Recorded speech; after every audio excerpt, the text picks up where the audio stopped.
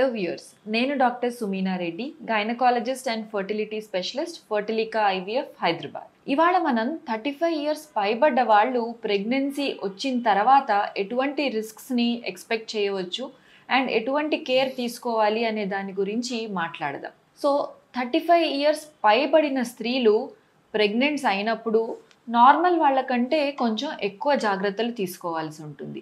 వీరిలో మొదటి 3 నెలల్లో మిస్క్యారేజెస్ అంటే అబార్షన్ రిస్క్ నార్మల్ వాళ్ళకంటే ఎక్కువ ఉండడము, అట్లాగే పుట్టబోయే పిల్లల్లో కొద్దిపాటి క్రోమోజోమల్ రిస్క్ ఎక్కువ ఉండడము చూస్తూ ఉంటాం. కాబట్టి ఇటువంటి స్త్రీలు ప్రెగ్నెన్సీ సపోర్ట్కి కొన్ని మందులు వాడాల్సి ఉంటుంది, మంచి డయట్ తీసుకోవాల్సి ఉంటుంది, అట్లాగే ఎక్కువ అలసిపోకుండా కొద్దిపాటి రెస్ట్ కూడా బాగా తీసుకోవాల్సి ఉంటుంది. అట్లాగే సెకండ్ ట్రైమిస్టర్ అంటే 4వ నెల నుంచి 6వ నెల 7వ నెల మధ్యలో 35 ఇయర్స్ పైబడిన స్త్రీలు ప్రెగ్నెంట్ అయినప్పుడు బీపీ ఎక్కువ అవ్వడము అంటే ప్రీ ఎక్లాంప్షియా, జెస్టేషనల్ డయాబెటీస్ అంటే షుగర్ ఎక్కువ అవ్వడము, ఇటువంటి రిస్క్స్ చూస్తూ ఉంటాం.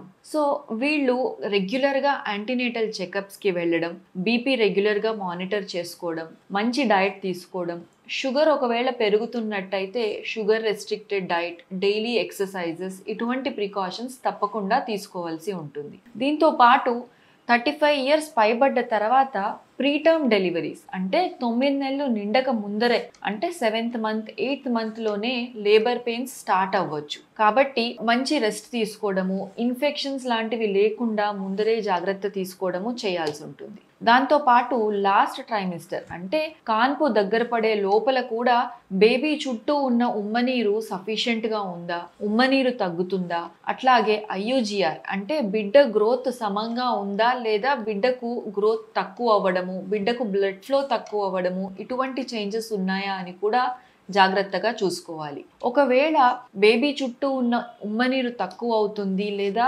బేబీ వెయిట్ గెయిన్ తక్కువ అవుతుంది అన్నప్పుడు డైట్ మంచిగా తీసుకోవడము, ప్రోటీన్ డైట్ బాగా తీసుకోవడము, రెస్ట్ తీసుకోవడము, గ్రోత్ ఇంప్రూవ్ చేయడానికి కొన్ని సప్లిమెంట్స్ వాడడము చేయాలి. దాంతోపాటు కొన్నిసార్లు బేబీ మూమెంట్స్ కూడా తక్కువ అవ్వచ్చు. సో బేబీ మూమెంట్స్ని జాగ్రత్తగా చూసుకుంటూ మీ డాక్టర్తో సంప్రదించి కరెక్ట్గా టైంకి డెలివరీ ప్లాన్ చేసుకోవాల్సి ఉంటుంది.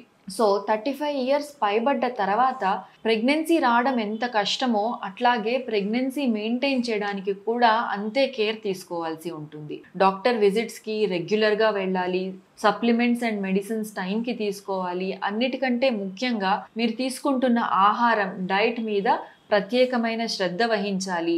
రోజు కాసేపు వాకింగ్, ఎక్సర్సైజ్ తప్పకుండా చేయాలి. ఇటువంటి ప్రికాషన్స్ తీసుకోవడం ద్వారా మీరు ఒక హ్యాపీ ప్రెగ్నెన్సీని పొందవచ్చు.